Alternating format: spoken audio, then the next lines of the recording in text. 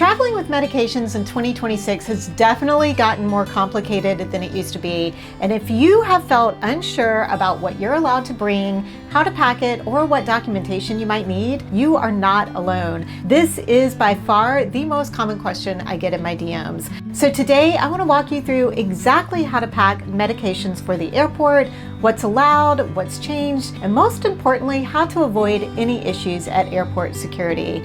Let's go. Hello and welcome back, or welcome if you're new here. I'm Christy, the Genx Gypsy, and on this channel, I like to share as many tips and information I can to help make travel easier and less stressful for you.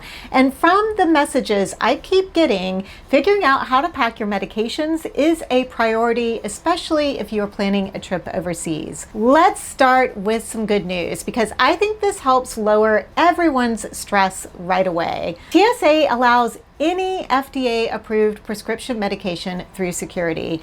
That includes pills, liquids, creams, injectables, all of the things. And prescription liquid medications are completely exempt from the standard TSA 311 liquid rules.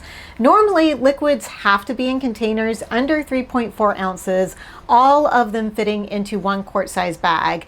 That rule applies to things like shampoo, toothpaste, sunscreen, and some food items.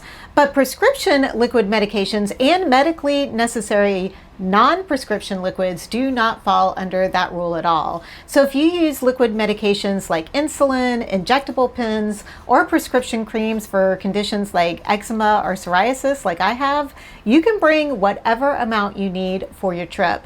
And the same goes for ice packs or gel packs that are required to keep those medications at the correct temperature. You are also allowed to bring unlimited amounts of solid medications. That includes prescription pills as well as over-the-counter medications like Tylenol, aspirin, and Advil. And many common non-prescription liquid medications are also exempt from the liquids rules, including saline solution for contacts, cold and cough syrups, hydrocortisone creams, antibiotic ointments, pain relief gels, and even skin treatments like Aquifer. One important update for 2026 though is that liquid hand sanitizer is no longer treated as a special exception. It does need to follow the standard 311 rules now, meaning it must be in a container under 3.4 ounces and placed in your liquids bag. There was a time during the COVID era when larger bottles were allowed, but that is no longer the case. Medical devices are also allowed. Things like CPAP machines, insulin pumps, and continuous glucose monitors are permitted, and syringes are allowed when they're accompanied by an injectable medication. Overall, TSA is actually very accommodating when it comes to medications and medical needs, which is helpful because most of us are traveling with something medically related these days. And I know I am throwing a lot of information at you in a short amount of time in this video. So I've put together a free download that is a medication travel checklist that I will have linked below in the description and the first pinned comment that I think that you might find very helpful. Now, before we move on, there is one pretty major exception that does continue to catch some travelers off guard, and that is marijuana and CBD products, especially those containing more than 0.3% THC. Even if you have a valid prescription, medical marijuana is still considered federally illegal for air travel. That means it's not allowed in either your carry-on or your checked-in luggage. Now, TSA isn't actively searching for it, but if it is discovered during screening, they are required to report it. Internationally, the consequences can be much more serious. So when in doubt, this is one of those situations where it's just best not to travel with it at all. And yes, that does include those delightful gummies that many of us use to help us sleep these days. Now let's talk about how to actually pack everything in a way that makes going through security easy. Technically speaking, TSA does allow pills and tablets to be placed in pill organizers or unlabeled containers. You are not legally required to keep them in their original prescription bottles.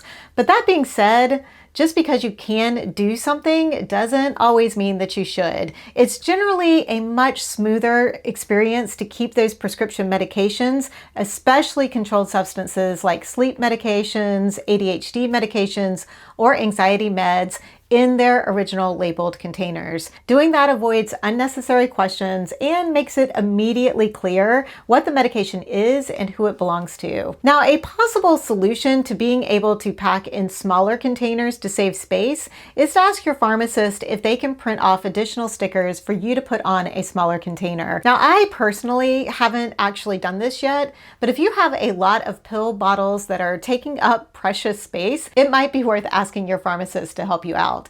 No matter how you pack them, always bring enough medication for your entire trip, plus an extra 5 to 7 days if possible. Travel delays happen, plans change, and having that buffer can save you a lot of stress. If you need early refills to make that happen, check with your doctor or pharmacist well ahead of your trip. If you do choose to use a pill organizer for non-prescription medications or supplements, make sure to label it clearly. When you're tired, jet-lagged, and standing at passport and customs control in a foreign country answering questions, even simple things can suddenly be hard to remember, and that is completely normal. Liquid medications, whether prescription or over-the-counter, should always stay in their original labeled containers. This helps TSA officers quickly identify them as medically necessary liquids that are exempt from the standard liquid rules, rather than confusing them with restricted items like toothpaste or shampoo. For medications that need to stay cold, like insulin or injectable pens, use an insulated travel case with gel ice packs. Ice packs are allowed when they're being used to keep medication cold, even if they're partially thawed or slushy. But if you're able to keep them fully frozen, it can help minimize extra screening. One of the biggest keys to stress-free security is organization. Keep all of your medications and medical supplies separate from your regular toiletries and make them easily accessible. I personally like using a dedicated clear bag, something like a Ziploc bag, just for medications and medical supplies. It just makes it so much easier for TSA to quickly see what's inside and move you along through the security line. I do want to make a very important point here. While medications are technically allowed in any of your luggage, your checked luggage, your carry-on bags, or your personal item bags, I strongly recommend keeping all of your medications in your personal item bag. That is going to be the smaller backpack or purse that fits under the seat in front of you. Airlines are increasingly asking passengers to gate check their carry-on suitcase, and you never want to be separated from essential medication. Your personal item bag is the only bag that is guaranteed to stay with you 100% of the time. When it comes to actually going through security, plan to arrive at the airport earlier than usual. The screening process can vary widely depending on the airport, the time of day, and even the individual officer. As you approach security, let the officers know that you are traveling with medical liquids or devices. If they are asking for liquids bags to be removed, make sure to pull out both your medical bag and your regular liquids bag to put into the bin. If medically necessary liquids are scattered throughout your bag, they're going to be much more likely to trigger an alarm, which can lead to a full bag search. And if you've ever had that happen, you know how frustrating it can be, especially when you've packed everything carefully and all of your items come back to you in a chaotic pile. Now, if you have internal medical devices like pacemakers or external devices like insulin pumps, make sure to inform the officer right away.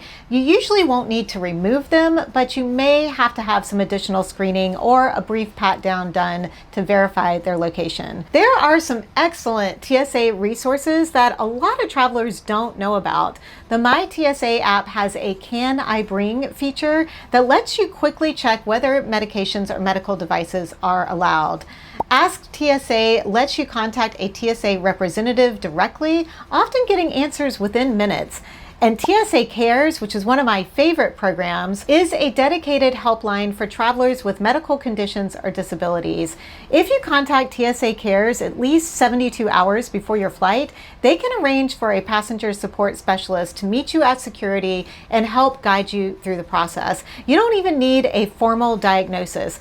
Just being a nervous traveler is a perfectly valid reason to reach out. Now, If you are traveling internationally, this is where you are going to need to slow down and do a little extra research.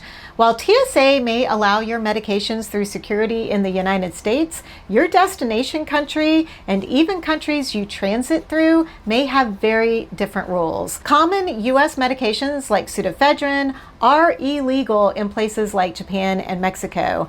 ADHD medications are banned in many countries in the Middle East and Asia, and sleep aids are tightly controlled in places like Singapore. Many countries limit how much medication you can bring in, often only allowing a 30-day supply for controlled medications and up to 90 days for some others. Always research every country you'll be visiting or transiting through using official government or embassy websites. And please take these rules very seriously. The one time that you assume they won't check is usually the one time that they end up checking. Now, here are a few bonus tips that can possibly make everything a little bit smoother. First, ask your doctor for a brief letter explaining your medical conditions and why you need the specific medications. Also, see if your pharmacy can provide smaller labeled bottles for travel instead of a large 3-month supply. And create a detailed medication list with both brand and generic names, dosages, doctors, and pharmacy contact information. Keep a physical copy with you, maybe in your passport holder, and a digital copy on your phone. For international travel, having this translated into the local language of where you're going could be incredibly helpful. Now, since I don't travel with a whole lot of prescription medication, I just have my HRT that I travel with, my experience is pretty limited. And what I've shared here with you today is from doing a lot of research and talking with some friends and family about their experiences. I would love for you to share any tips that you have that could help others in the community have a better travel experience when traveling with medications. Over here in this video, I share what I pack for those oh shit travel emergency situations. And that might be a great follow-up to this video. Don't forget to grab your free medication travel checklist below. And thank you so much for choosing to watch this video today. I hope that you have safe and wonderful travels.